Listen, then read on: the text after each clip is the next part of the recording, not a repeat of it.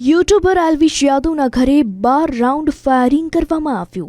Firing ground અને પહેલા માળે થયું. સવારે 5:30 વાગ્યા આસપાસની આ ઘટના છે, જ્યાં 3 બાઇક સવાર શખ્સોએ આ ગુનાને અંજામ આપ્યો હતો. ફાયરિંગ બાદ આ 3 બદમાશો ઘટના સ્થળેથી ફરાર છે. એલ્વિશ યાદવ બીજા માળે રહે છે, પરંતુ આ ઘટના સમયે એલ્વિશ ઘરે હાજર નહોતા, જ્યારે તેમના પરિજનો ઘરમાં જ હતા. પોલીસે આ મામલાની તપાસ ચાલુ કરી છે. ગોળીબાર સમયે ઘરે ફક્ત એલ્વિશની માતા, જ્યારે તેમની સંભાળ રાખનાર વ્યક્તિ હાજર હતા. એલ્વિશ હાલમાં વિદેશ છે. અત્યાર સુધીમાં આ ઘટનામાં કોઈના ઘાયલ થયાના સમાચાર સામે નથી આવી રહ્યા. જોકે આ ઘટનાએ એલ્વિશના પરિવારજનોને ડરાવી દીધા છે. હાલમાં પોલીસે આ સમગ્ર મામલે તપાસ હાથ ધરી છે.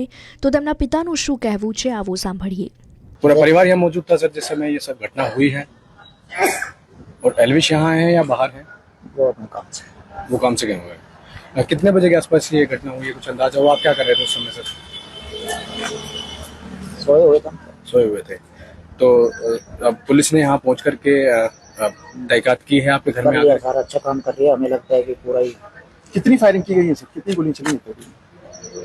अंदाजा सर कोई आपको? अंदाजा शायद 25-30 होगी, मुझे नहीं पता ज़्यादा।